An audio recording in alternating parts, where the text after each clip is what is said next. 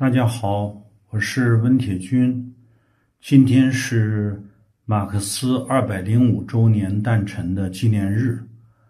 我们的老朋友，第三世界著名的学者萨米尔阿明，在5年前，也就是马克思诞辰200周年的时候，在清华大学举办的纪念会上做了一次重要的发言。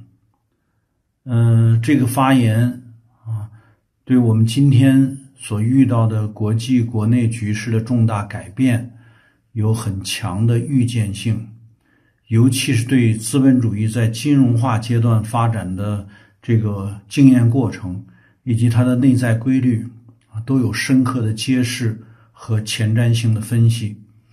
因此我们的这个国人团队把萨米尔阿明的这段讲座专门翻译了出来，在这个纪念马克思诞辰205周年的特别的日子里和大家一起分享。我希望大家能够理论联系实际密切结合我们当前面临的国际国内局势，认真的学习5年前萨米尔阿明给我们所做出的前瞻性分析。谢谢大家。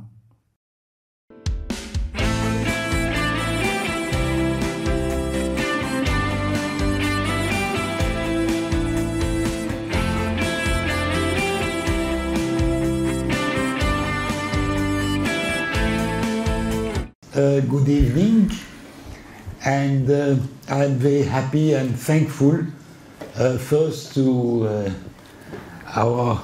my old friend who invited me here, but to all of you for having come to listen to me. Now, I think I would summarize, this is a very good summary in one line: Marx and living Marxism, not Marxism, living Marxism are more relevant today than ever, than it was even at the time of Marx's writings. For me, to be a Marxist is not to be a Marxologist. That is to start from Marx, even if Marx was really a genius and the start was the best one possible. But it was the start. And we ought to continue to deepen, to analyze the changes in the world in the light of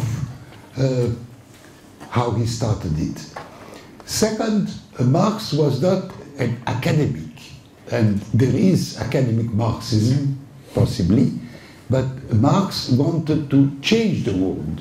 But he was aware that you cannot change the world unless you understand it first. But understanding it, you learn from action to change it. The action is the only way to get Marxism developing. This is why we ought to distinguish Marx from Marxisms. And I would put plural, because that is normal.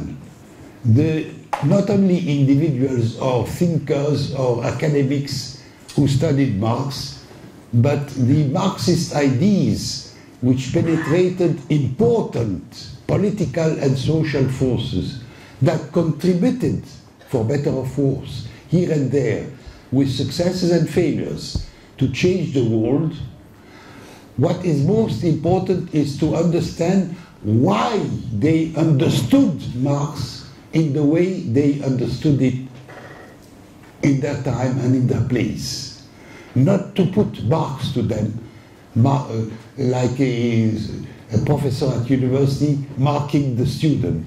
This is good, this is bad, this is true Marxism, and this is irrelevant, or this is revisionism, and so on, which is polemical, but does not give its consideration to why the Social Democrats of the Second International understood Marx in a certain way, why Lenin understood it differently, why Mao understood it differently, etc. And why also communists here and there throughout the world understood Marxism. Not to put a mark to them, good or bad, but to understand why, what were the circumstances.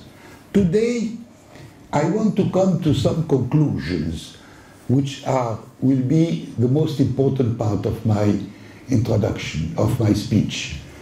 Two conclusions. One, what are in my opinion, the major and real challenges which the Chinese people and society, and therefore also state, are facing today. Today, not even 10 years before, today, and for the coming visible future. What are they? It's most important in order to try to be lucid and to try to have an effective strategy to face those challenges. And second, what are the challenges also, or the main challenges, which the people of the world, the working people, the vast majority in the South and in the North, are facing today, and why we need to revive internationalism and organize it, not only at a humanistic, general, moral, I am an internationalist, I love other people and so on, but organize it. That is, we need the building of a new international, and let's call it, communist or not communist, an international of working classes and peoples, which is a concept a little wider than the working classes stricto sensu. Now, but in order to be convincing, I hope, I should make a long detour before coming to presenting to you what are those challenges, so that they don't appear to you as coming from the blues or from the particular ideas of Samir Amin without any argument or proof that it is worthwhile being considered and discussed. I'm not sure that I'm right, but I would give my arguments so that you can accept them or reject them with arguments also, not just with positions. Now, in order to do that, I think we have to look into what is essential in the capitalist, not mode of production, in the capitalist society throughout its short history relatively to other, the history of other societies such as yours or mine, the Egyptian. We are not new nations, we are nations since 5,000 to 6,000 years. But in order to understand that, we ought to clarify some fundamental concepts and fundamental conclusions or deriving from those concepts about that reality. I think, personally, I have been a reader always, all my life. I have read all Marx, and with attention, 4 times in my life. I discovered that was every 20 years, from the age of 20 to the age of 80.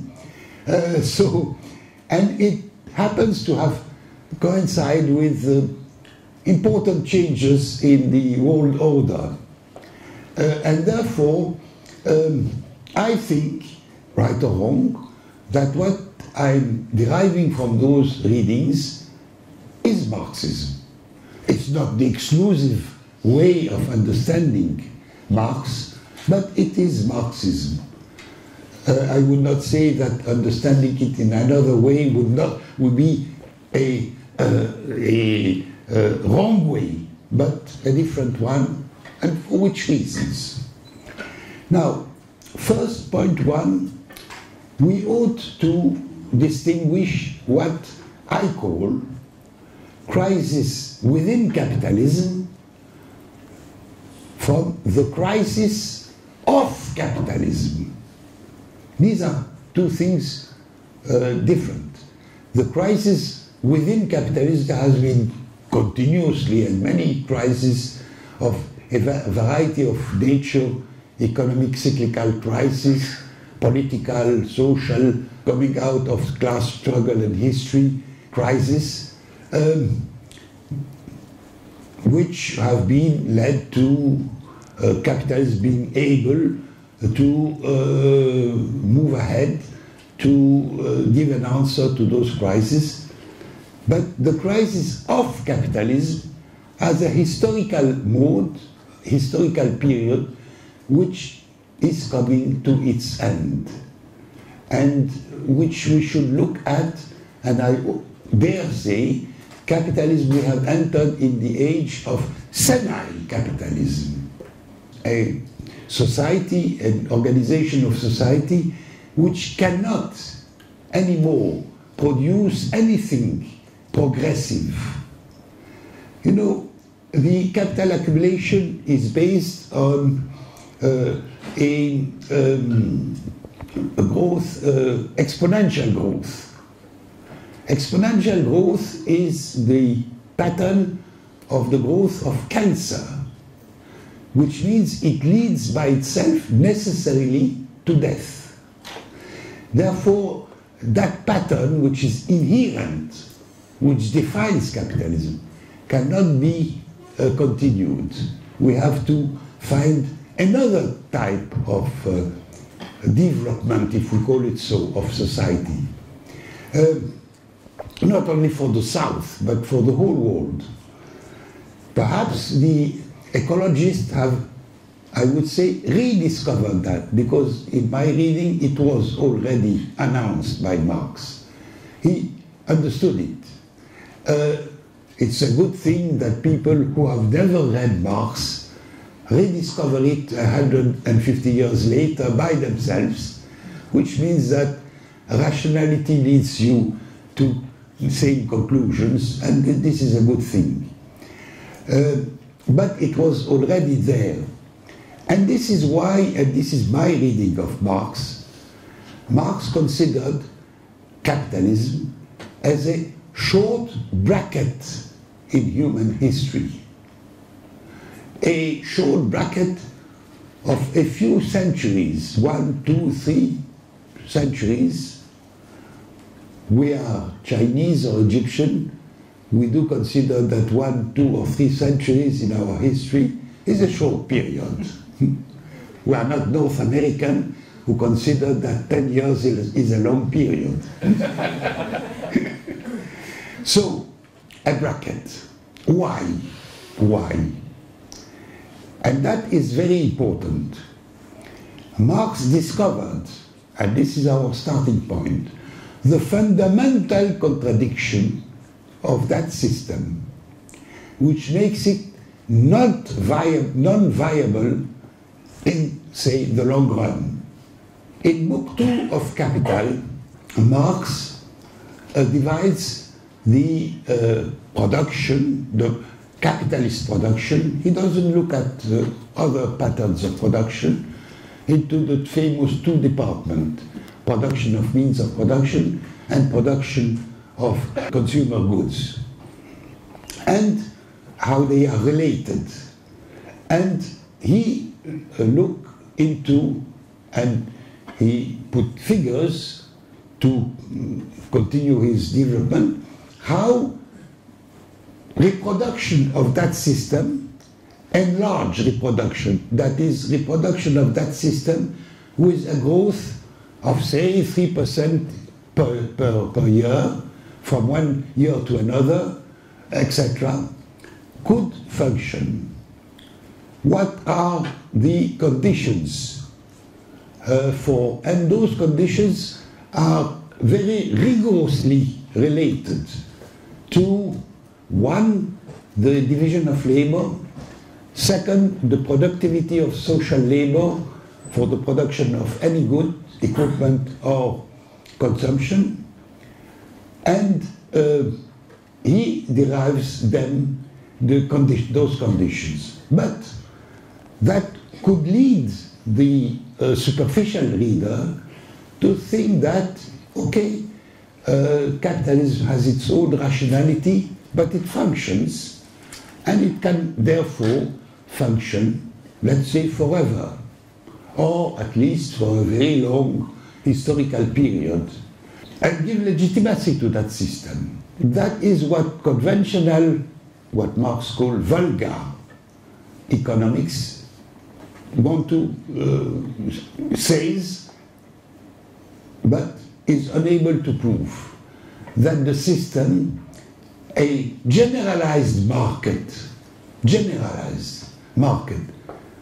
of all production would be commodities. All natural resources would be turned into commodities, including land, perhaps even atmosphere, etc. And labor is also a commodity. That this system of generalized market lead naturally by itself, by its own working, tend to an equilibrium.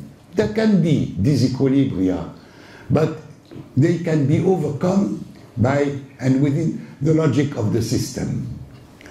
All of them, before Marx, Bastiat and others, after Marx, and even the most brilliant, clever people like Walras or like Sraffa or like Keynes have failed to prove it.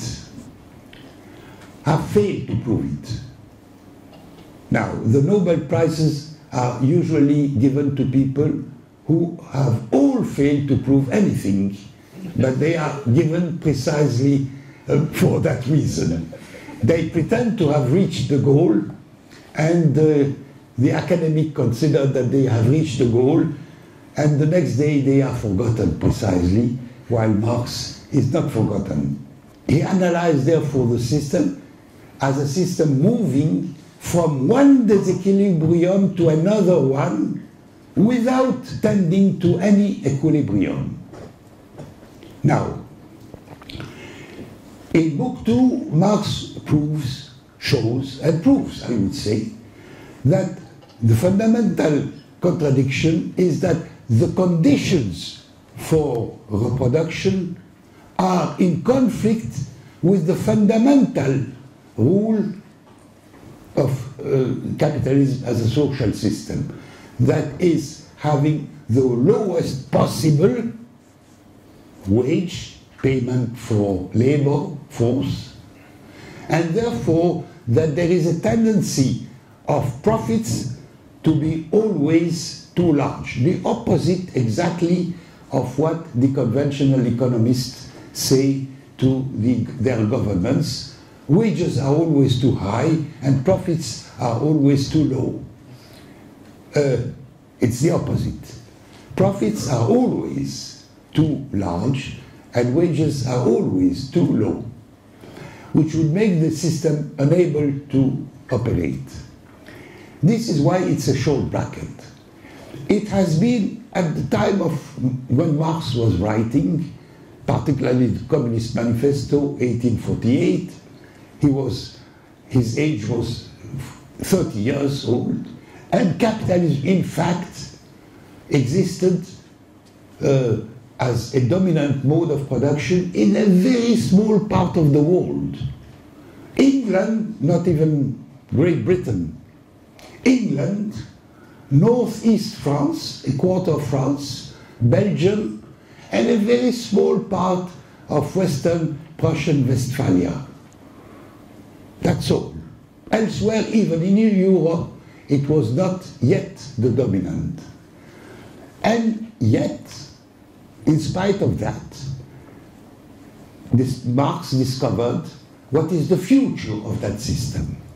That is, one, that it will conquer the world. Not only the whole of Europe, but the world, very fast, in a number of decades. And that it will not be able to go beyond that. At that point in time, when it has conquered the world, then it enters into senility. It has to be replaced by something more advanced. Now, therefore, Marx was very optimistic. This is what happened within a few decades. The whole of Europe, at various degrees, of course, became capitalist, plus North America, a little later Japan. Colonies did exist before from the mercantilist period, but were generalized or semi-colonial, like your country, through wars. The Opium War was the first one, never forget it, in China. The good friends of the West have started in that way to integrate China in the modern world. It's a very a series of very important problems, but this is not our problem, to look into what were the challenges, the crises, and how they were overcome in order to achieve this target of the logic of capitalism. But to come precisely at the point when it became senile. That is, reached a point where the distortion in the income distribution could not anymore be compensated by further expansion of capitalism. I think that Rosa Luxemburg, before many other Marxists, understood that in the early 20th century, 1900, around 1900, before First World War. And therefore, that the system was facing with a starting crisis of capitalism. Now, we have had two, we can give them a name, long crisis, because it covers decades and not years, systemic crisis, because it's a crisis of the system. We can call it as you want, but I would call them a crisis of the system. Two long crises. One started at the end of the 19th century, and the second one started, and we can put a date, 1973, and it is the one in which we are living as the owners of capital, the capitalists, and the capitalist class, represented by their political power, the power of their governments, their states, how they reacted to that crisis, long crisis of capitalism. By three sets of measures. One, moving towards monopoly, transforming capitalism into a system of monopolies. You can call them oligopolies, if you like, and deepening the power, the economic and political and cultural power of monopolies. Second, deepening the globalization. Globalization is nothing new. And I would even say that globalization existed even before capitalism in other forms. The Silk Road, for instance, not the new project of Silk Roads, but those which existed earlier are proof of that. The expansion of religions, moving thousands of kilometers from one place to another, is a proof of that. But modern globalization started as a response to that, which means modern deepening the polarization between the dominant imperialist powers and the dominated societies. Whether independent or not, whether more or less advanced in capitalism or not.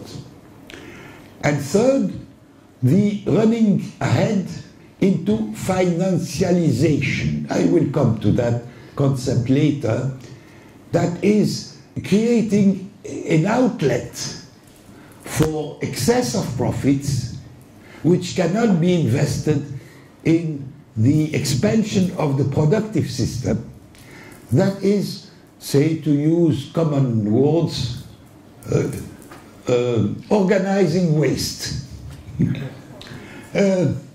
Good and bad, because education is waste from that point of view, but it's good waste. And health is waste, but it's good waste.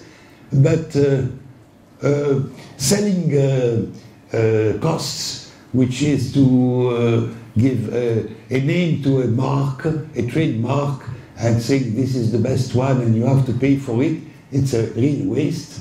And there are many other patterns of that. That was discovered early or late, as you want, 1960 exactly, by Baran and Sweezy for analyzing capitalism today. Let's say, as of his capitalism moving into the phase, senile capitalism, into the phase of decadence, of long crisis, of crisis, final crisis, say. Now, with two departments, you have to invent a third department, Department 3, absorbing the surplus in a variety of forms, useful socially and very harmful or useless socially. 3 departments instead of 2. Otherwise, you cannot understand capitalism today. I think that among the academics, it is only a small minority of those who claim, and they have the right to claim that, to be Marxist, who considers that introducing the third department is absolutely necessary to understand modern world. But funny enough, if academics did not understand that, Lenin and Mao understood it. And it's important because there were not 2 academics. They led gigantic movements who came even to power, and in not small countries. So that is important in order to understand what is the... Now, senile capitalism doesn't mean that, like old person, they will die someday by themselves as a result of some circumstances or any sickness. They will disappear by themselves. No, a senile system becomes ferocious because it wants to survive at any price, which means that we have entered into a period not of peace, democracy, end of history, rationality, etc., but exactly the opposite. A period of wars, possibly, and I would hope, revolutions or revolutionary advances, counter-revolutions, violence, etc. Now, how the first long crisis of capitalism was, what was the response of the peoples across the planet to that first? Well, a number of what I'm calling insignificant events for the conventional economist. First World War, the Russian Revolution, the crisis of '29, Nazism, Imperial Japan, the Popular Front in France and Spain, the New Deal in the US, the Second World War, the victory of the Red Army over the Nazis, the Chinese Revolution, Bandung, and the reconquest of their independence by the people of Asia and Africa. Wow. This was the response. It was not Keynes. This is blah blah to say it was Keynes. Keynes was a small part of that. Very small. It was gigantic historical changes, good or bad. From our point of view, probably, the revolution, in the name of socialism, the Popular Fronts are good response. Nazism or fascism or Imperial Japan are not the good response to it, but both existed. Both existed. So there is no reason why we do the response to that will be not also, it has started to be so, a number of events which transform the world, whether we like it or not. What are the characteristics of this second long crisis? And what are the major characteristics of the response of monopoly capital to that long crisis? I am submitting here three characteristics which are partly new, or revival in a new form of what was done as responses to the first long crisis. One, reinforcing the power of monopoly capital, because monopoly capital was already there as a response to the first one, but reinforcing. And that led to a qualitative change in the degree of control, and I'm saying of control, not of property, of monopoly capital over the whole economic system. That is, all economic activities have been turned, I'm perhaps exaggerating as usual, I'm saying that often, but almost all, or more and more, into subcontracting for monopoly capital. Small enterprises, farmers, everybody. They remain formally independent, but they are de facto submitted as subcontractors, whether they like it or not. Controlled upstream and downstream by monopoly capital. The case of farmers in capitalist countries is typical.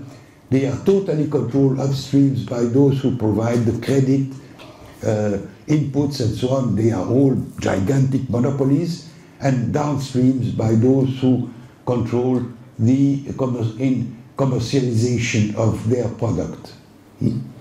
To the extent that the system of price, contrary to the saying of market economy that they are the true price of the market, they are artificial prices dictated by the dictatorship of monopoly capital, which reduce their income to zero in the case of Europe, for instance, to the extent that they are compelled, the governments are compelled to give subsidies to compensate them, and which means that the taxpayer, that the whole population, is paying a rent to monopoly through the false system of prices, reducing the income of farmers to zero or close to it. Now, that is one. It's a new stage. Now, here again, I have written on that. Other people, very important in my opinion, most of them claiming to be Marxists, some not even, just observers of so-called reality, have given the proof of that in detail with figures. So I felt myself comfortable in saying that it's a new stage of monopoly capital. Now there have been debate among some, a good number of Marxist academics, particularly in the Western countries of West Europe, France, Britain, Germany, and United States, and Italy, over how to qualify that variety of name that is semantic of little importance. Now, the second was to deepen globalization, not to invent globalization, because globalization was always there, but to deepen it.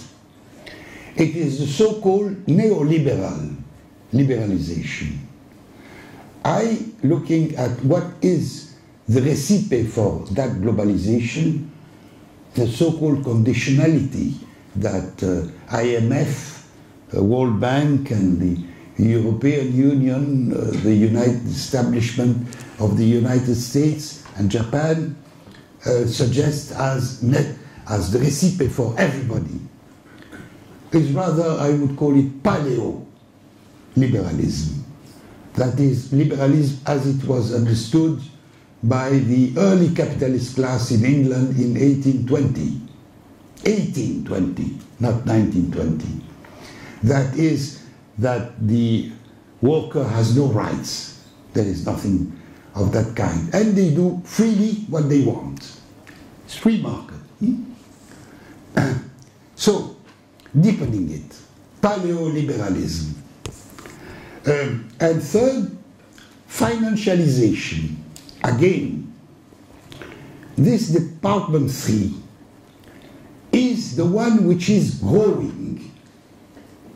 And it is growing exclusively, it's the exclusive department which is growing in the Western capitalist advanced countries, the Triad, United States, Europe, and Japan, and which is growing even in the countries, and I would include China, where you have also a growth of Department 1 and 2. That is a growth of real production. You have the two.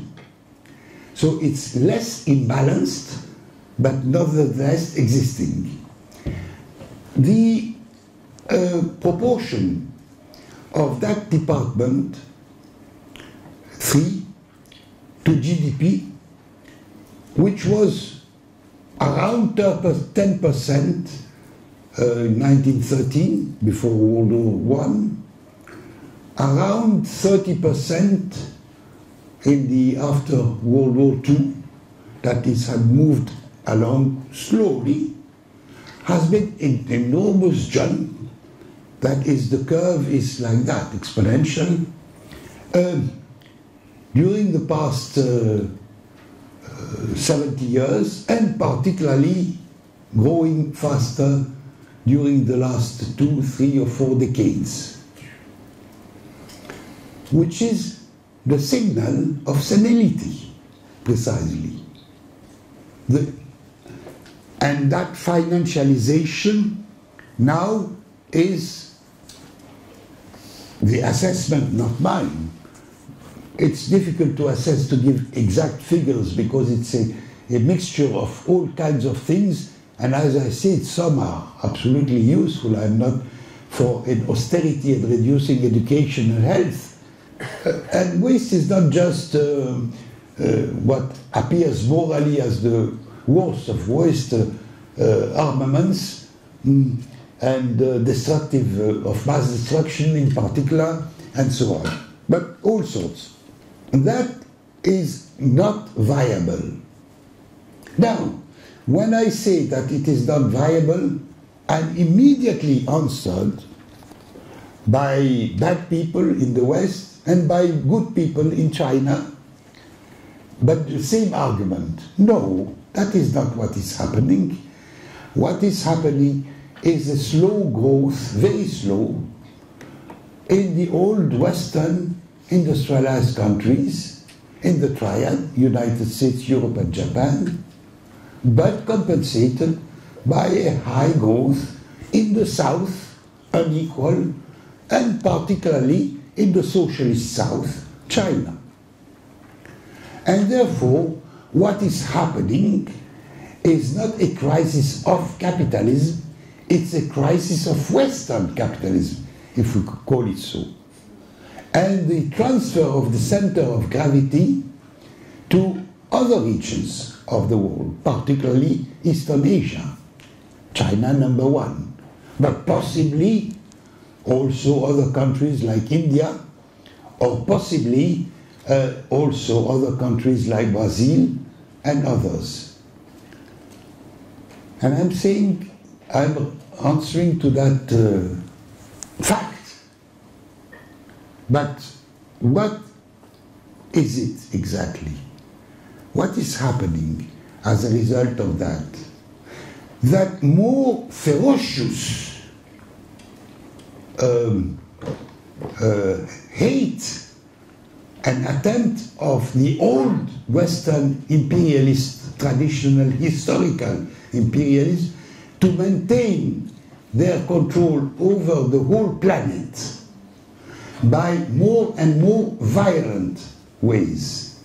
They are doing it every day, and they have done it with some success to this day. One, by abolishing in precisely the traditionally so-called democratic bourgeois democratic countries of the West. Western Europe, United States, I don't know if Japan should be added to that, it's a little specific, but still, into what I dare call a totalitarian system. It's no more democracy, it's a totalitarian system. Monopoly, centralized monopoly power is not only exclusively economic power and subcontracting for those who remain out of its reach, but also have captured the political system, captured the so-called electoral parties, right and left,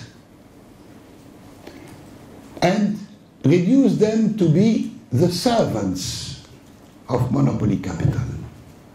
They all have to admit, the socialists, the previous social democrats, who were real social democrats in 1945, and who introduced a historical compromise to the benefit of the working classes, which I do not look at as something awful and revisionist, but as a limited but important progress who have changed the society to better, reducing them to accept so-called neoliberalism, that is paleoliberalism, becoming so-called social liberals.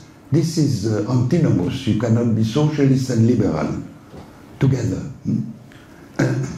Liberal means capitalist liberalism. Freedom, liberty for capital, not for the working classes. And that has delegitimized democracy. In the West you can vote, and also in many countries, you have multi-party system or pseudo-multi-party system and votes. In some cases they are not fabricated votes, in others they are. Free votes. But so what is the result? The next day the parliament meet and say we cannot do anything, we have to obey to the demands of the market, which is the polite way to say monopoly capital. Angela Merkel said it in a very naive way. She says, you are free to vote, but you should understand, your representative cannot run, but within the limits, the boundaries of the rationality of the market. So why do you vote then? A humoristic friend of mine wrote, as an economist, why do we have so many economists, professional economists, if they all say exactly the same thing? That is accompanied also by monopoly capital having captured so-called information or disinformation, the medias. The medias which enjoyed a degree of variety in the past are now repeating exactly the same thing every day, everywhere. It has been turned into a clergy in the service of the financial aristocracy. They have captured so-called culture, that is, individuals being formatted to think that they are free individuals, while in fact they are being turned into consumers and spectators of the TV instead of being citizens working. So that's the new culture. Now, this is totalitarian. Maybe I should qualify it by saying that it looks soft totalitarian as compared to fascism, for instance, of the old pattern. Because it does not require from the people that they demonstrate their support. No, they keep quiet only and think that there is no alternative. So you have to adjust day by day to what is the real world. That's enough. It's soft totalitarian, but that soft totalitarian can become ferocious if need be, here and there, and go to criminalize the demonstrations and the struggles against the system, because it could become dangerous. Another feature, so the system is already there at that point, which leads also as a consequences to the best possible and the worst possible. The best possible is that not only some intellectuals, but through their struggles, people become more and more lucid about the reality and able, therefore, to develop a strategy of action, of struggle, which would be moving ahead on the long road, moving out of capitalism. That is, the challenge is finding a solution to the crisis within capitalism, but moving out of capitalism in crisis. This was the title of one of my books, Moving Out of the Crisis of Capitalism, or Moving Out of Capitalism in Crisis. That is the challenge. The other main feature, which is new, imperialism is nothing new, but imperialism has moved into a qualitative change. Imperialism was to be conjugated in the plural. There was nothing called imperialism, but there was the British imperialism, American imperialism, Japanese imperialism, French imperialism, etc. And often in conflict among themselves, including going to war. Now I am speaking of the collective imperialism of the triad, the historical major imperialist countries. Collective imperialism of United States, Europe and Japan. One, what is the proof of that? The proof of that, there are so many proofs every day. They have organized themselves in one military alliance with the leadership, the US, and with what I call subaltern, subordinate allies. Not lackeys, allies, but subordinated. They can say, well, we don't like this, but finally they say, yes, sir, to the President of the United States, whoever he is. Why? Because precisely of that, they need more and more violence. They know more than we know, and more than most of the naive people in China think they know, that they cannot run the world, dominate the world, continue their domination, but associated and deeply associated, subordinate their minor conflicts to the common strategy against the rest of the world. We are a minority. We are only 85% of humankind. If you add Asia, including China, Africa, Latin America, the Caribbean, and will be more than 85%. 90% close in a few decades. But we are a minority. We are insignificant people. We ought to continue to be dominated. Now, everybody has to become conscious of that. And not to think that we can catch up within that system, and that the imperialists, collective imperialists, will accept it. Perhaps because they are nice people, perhaps because they cannot do anything else, they will not accept it. So, when many of the Chinese people and others elsewhere, but I'm here in China and I want you to win, not to lose the battle,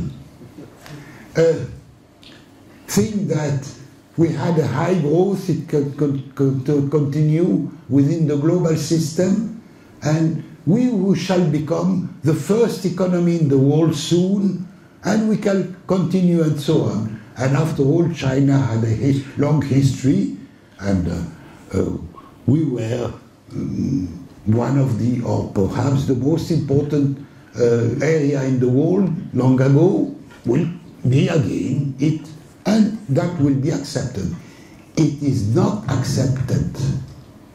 You will be fought, including war, in order not to allow you to reach your goal if you continue to be naive and do not take all the measures in order to prevent the catastrophe. So, you have a big responsibility. I may come now, I'm close to 45 minutes, to the two conclusions. One, what is the challenge for you? I'm saying, starting, the triad will never accept a so-called prosperous, even capitalists will not accept it. And therefore, you see, you have an example. Yeltsin thought that getting rid of socialism, but getting rid of socialism officially and really, in the case after the breakdown of the Soviet Union, we accept capitalism as it is, and the model is the Western capitalist countries, and the model is United States, and the model is the capitalist globalization. We accept all unconditional surrender, unconditional submission to the rules of capitalism.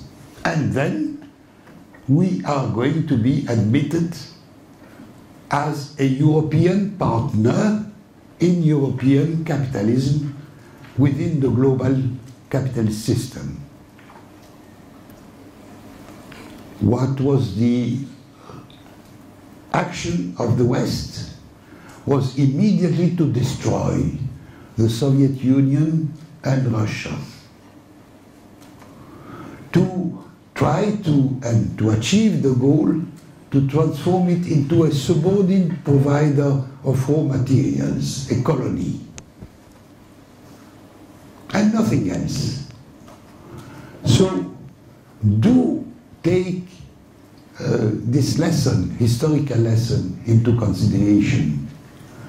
The strategy of the US vis-à-vis China is that one. It's not to accept, and I don't mean even, I don't go to say to support, but even to accept the success of China. And therefore, not be naive, to show that there are very real indications of the menace.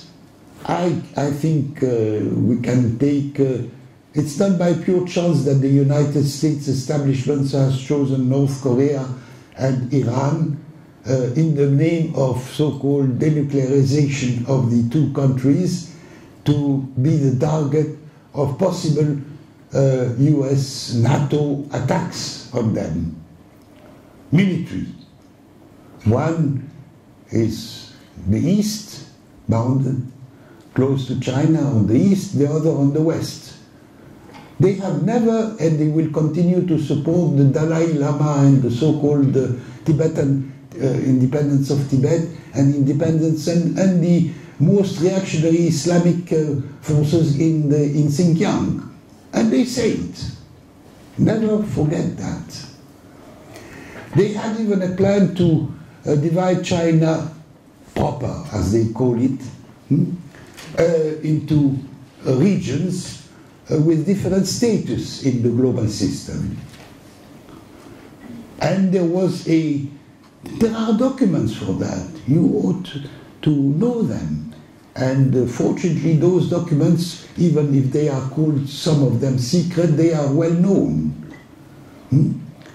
of the US establishment, and signed or countersigned as approved as an ID by various presidents of the United States, including Clinton, not Trump, but Clinton, saying that we could envisage a war having and annihilating, that is killing, 600 million people in China. Well, half of China of today. What can you do facing such a challenge? One, you ought to be lucid and know it and not naive. But that's not enough. China has moved as of 1979 or more, the next decade, the 90s, into globalization. It has moved into trade globalization, that is, its exports and imports are growing, have grown and continue to grow, have grown very, very fast. And you are even aggressive in that area, in the export area.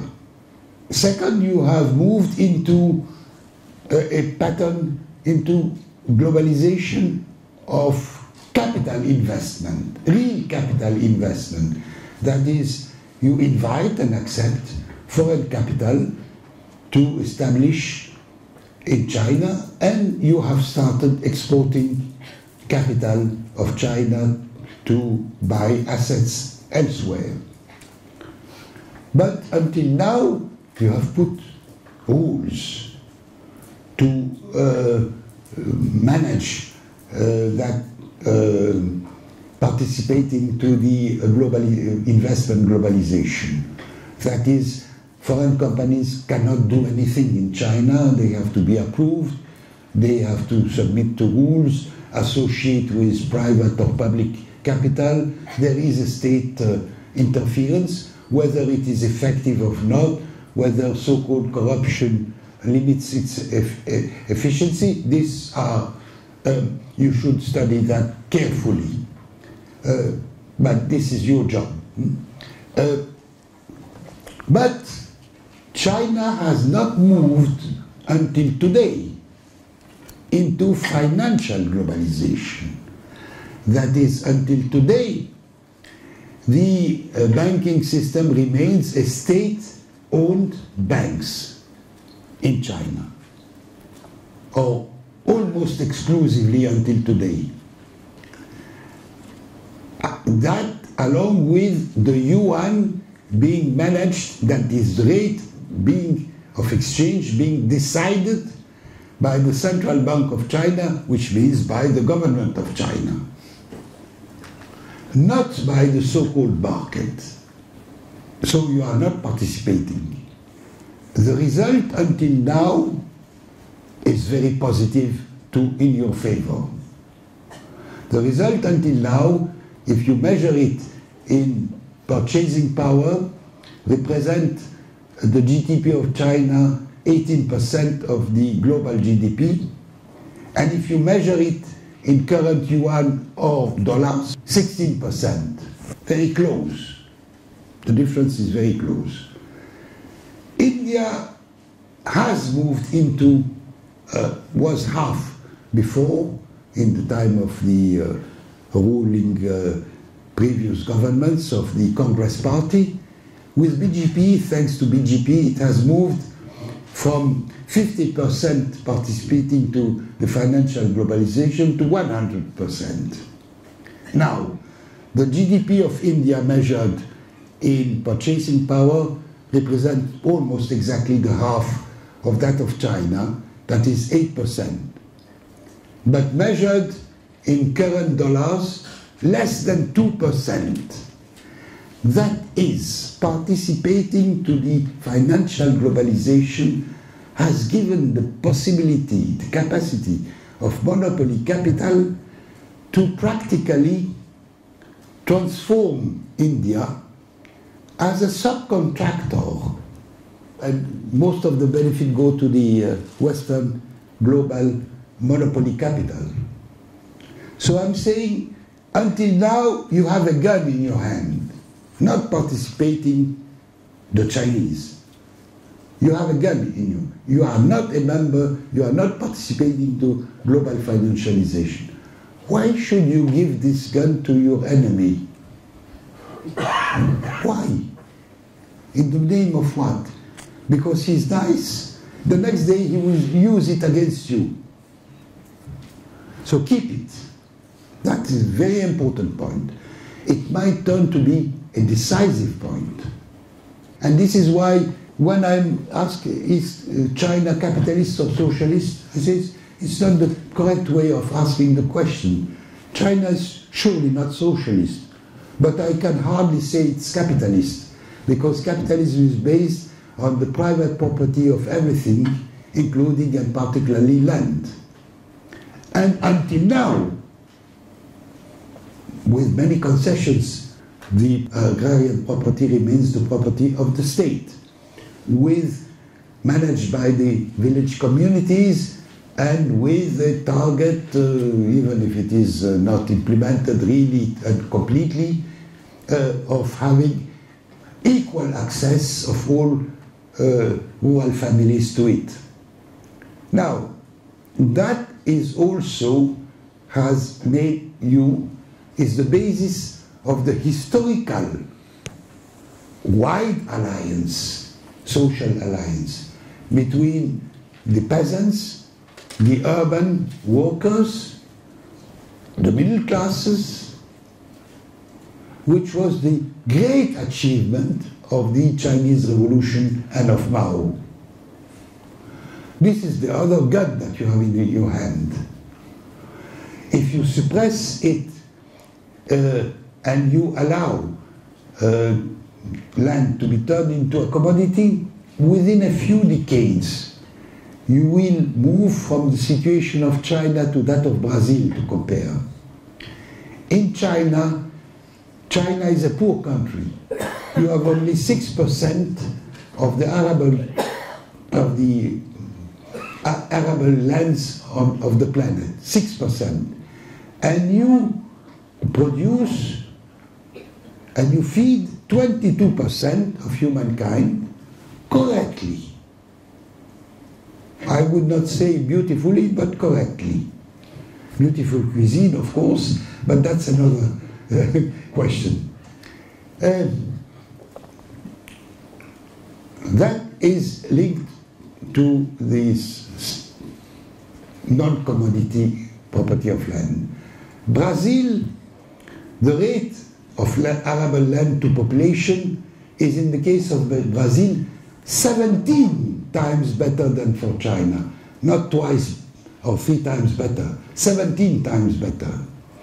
But since Brazil, throughout all its history, has been a capitalist country, in modern history, and has admitted that land is a commodity, the result is that the rural population has been reduced to less than 10%, and you have 2/3 of the urban population who are living in slums.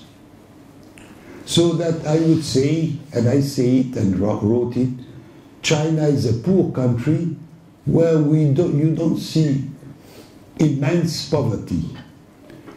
Brazil is a rich country where you see exclusively immense poverty. every day, everywhere.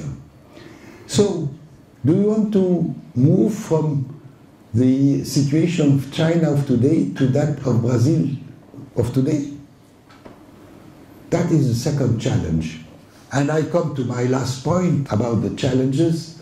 The same challenge, that is how to face senile capitalism, is met by the people in the West, in the Triad, and in the South, in the other countries of the South. And there are many movements and struggles against the results of that ruling of the system by monopoly capital of the Triad.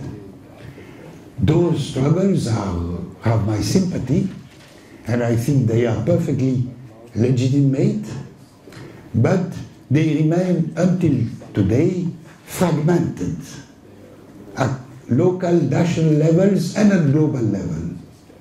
Fragmented. And the result is that they cannot develop an offensive strategy. They are on the defensive. That is, we have acquired in the past this right, you are attacking, reducing this right, we try to defend it. They are on the defensive. They leave the initiative in the hands of their enemy. We have to move from there to an offensive strategy. We have an alternative project, and we compel you to adjust to our alternative project instead of us adjusting to your project. Now, we won't reach that goal unless gradually, and it will take time. This is why history is long, and this is why declines are long period in history, not short. Move beyond fragmentation at the local level, at the national levels, because it remains the place where you may have another government. By elections, I doubt, but by struggles which change the balance of forces. And at the global level, Marx understood that from the very beginning. And this is why Marx did not write only the Capital, but he participated as the main founder of the First International. Internationalism for him was not, it's humanism, of course, was not just moral humanism, it was to be organized and as lucid as possible of the common interests that is the First International. Then the working classes of Western Europe basically organized themselves in a Second International. Then with the October Revolution, Lenin understood and created a Third International, for the first time a Third International after Baku, which was not exclusively Western European, but included people of Asia and Africa and Latin America. And we need something, I will not go into how and what would be the characteristics, but we need also to think of creating an international, not just like the social forums, a place of free debates. Okay, free debates are good per se, are useful, but they have their limits. More than that we need in order to allow to make possible common strategies and therefore common victories. What I would call not pompously revolution with a capital R, but revolutionary advances which create the conditions for further or later possible also step ahead in the long road to socialism. You know, Mao was very patient. Mao never said that 1949 was a socialist revolution. And the name of China is the People's Republic of China. It's not the Socialist Republic. It's not the Bourgeois Republic. like Sun Yat-sen dreamt, like the Kuomintang tried and failed. But it was the people's. It's different, but people's mean can move towards socialism, or can degenerate and move towards capitalism. The two are there, and he knew that. And you ought to pay attention to where we are, and that the road to communism, for me and for Marx before me, is not a utopian dream. No, it is a higher stage of human civilization. That is, the principle of solidarity replaced the principle of competition. The main principle on which our common on which capitalism is based is competition. Not only competition between companies, but competition between workers, between nations, call them as you want. In some cases, I hate the word, it would be competition according to so-called races according to the color of the skin, but competition.